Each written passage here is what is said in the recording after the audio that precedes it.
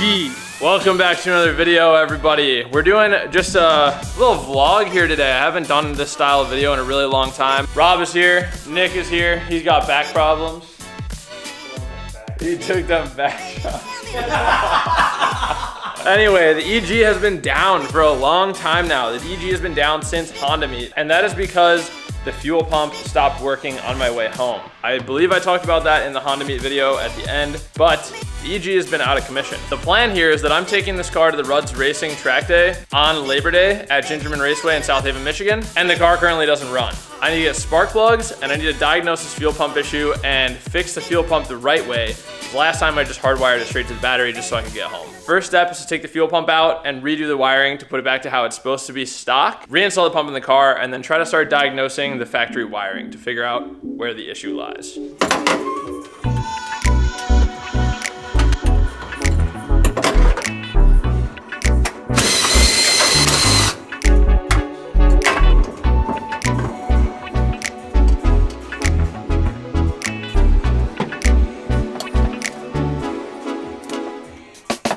What kind of dumb shit do I have going on here? That is the question. So I did all this at the track while my car was broken while I was trying to race. So I just like did this really quick. None of it is right. This is supposed to be the power wire for stock fuel pump wiring, but it's pretty yucky. So I'm gonna just replace this whole piece with some brand new wire. We're gonna, I think, do the same thing since I don't have the right connector for this. I think we're just gonna run a spade connector. Cool. So we'll stick some new wire in there, clamp it down, and then maybe even run some solder on it just for extra security. And that wire just needs to go from here to the fuel pump. Let's put it in there. Let's lay down some solder. All right.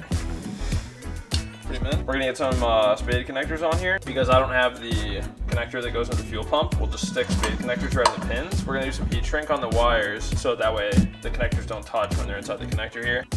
Oh, that'll work.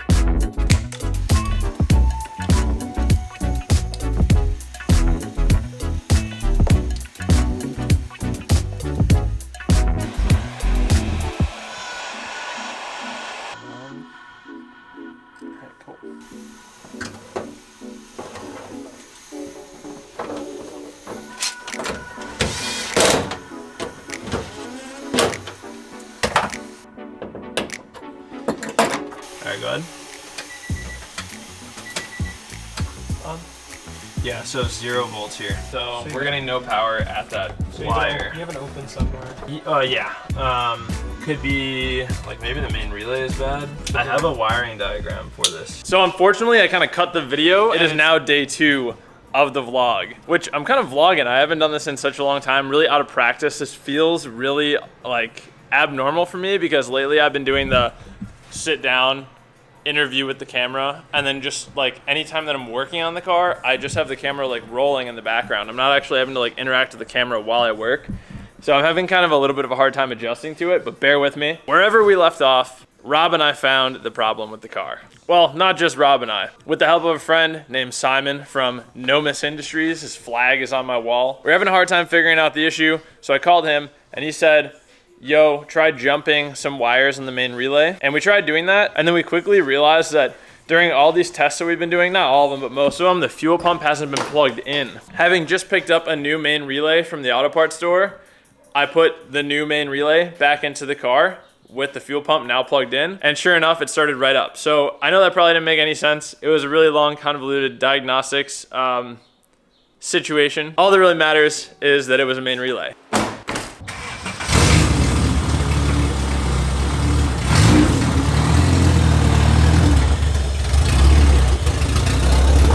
What do you say we take the EG out for a little drive? Yes, I am definitely rocking earplugs for this drive.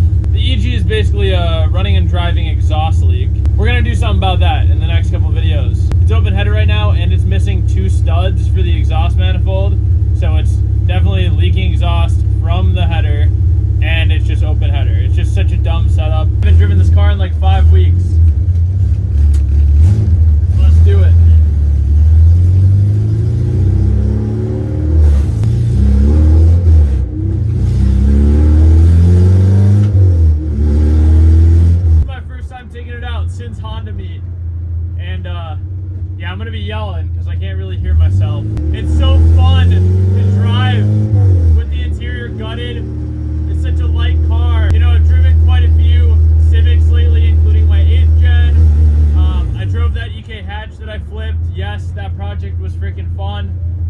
the video did really well, so you can bet your ass I'm gonna be doing another one at some point.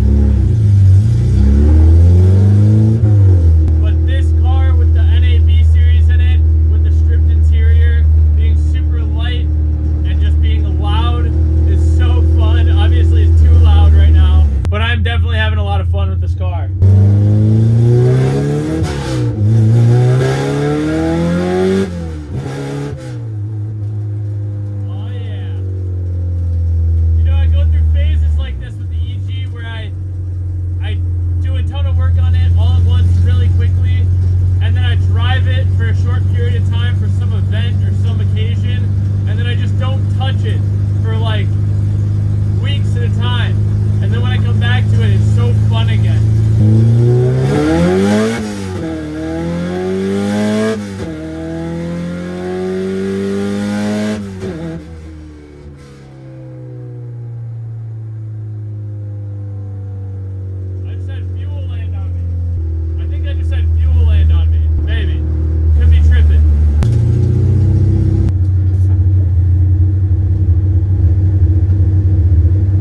Some kind of liquid land on my arm, and it kind of smells like fuel in here. So let's double check. Oh yeah, that's all wet. All right, well, that's all wet. Let's get her back to the boost bunker ASAP here, boys. I think it's from the return. I really cranked on it too when I tightened it up. That was still such a fun little rip. This car NA is just such a blast. Oh, I know what it is. Oh, I know exactly what's leaking. I'll show you guys right now. Hang on. God, this is so dumb. Why didn't I think of this? The hole that I drilled for the wire. It's leaking from there. I gotta seal that up somehow. I'll see you guys back in the garage. Let's do that.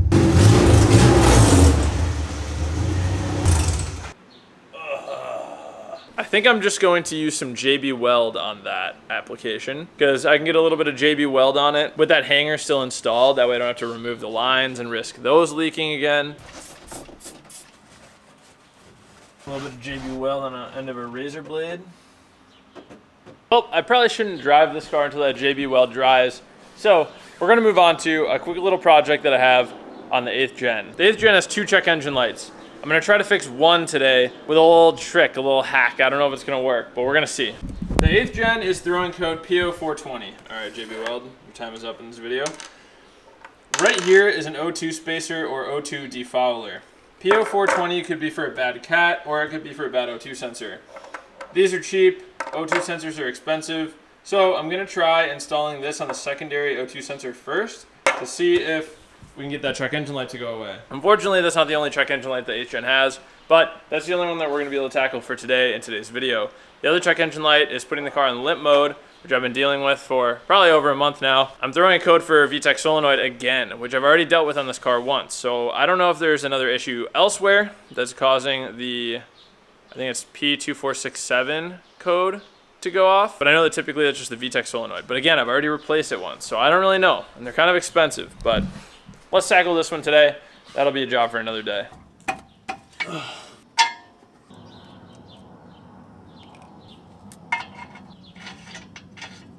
There's the cat, 90-degree O2 spacer. O2 is alongside the cat. It's all nice and snugged up. So we're gonna try and clear the code and see if this check engine light goes away. Hopefully it does, because it's annoying.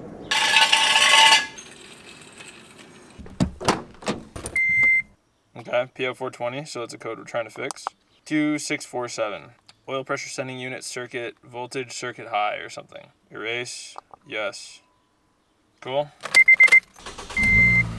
Oh, guys, new jet tags, by the way.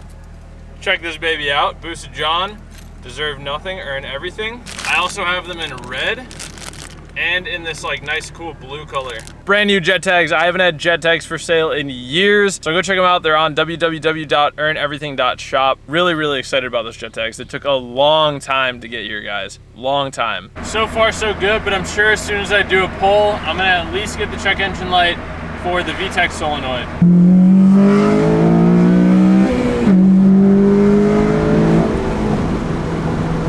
check engine light came on. Let's see if it's just for the VTEC solenoid or if it's also for the O2 sensor. VTEC solenoid. So there's a chance that I just fixed the O2 sensor. I won't know for a little while. I'll have to drive the car around a little bit more. I know that emissions related stuff kind of takes a little while to throw a code. The VTEC solenoid I know is an issue. And we're gonna be going to a junkyard pretty soon to try to figure that out. I'm not quite there yet though. You can see me at the top, looking down, screaming what now? Tell them throw the towel, they could never put the squad down. Switch it back to me, I'm rolling blunts just cause the sun out. If I don't let her hit my weed, she sit there and pout. What she want? When I'm on my feet, I got her looking up.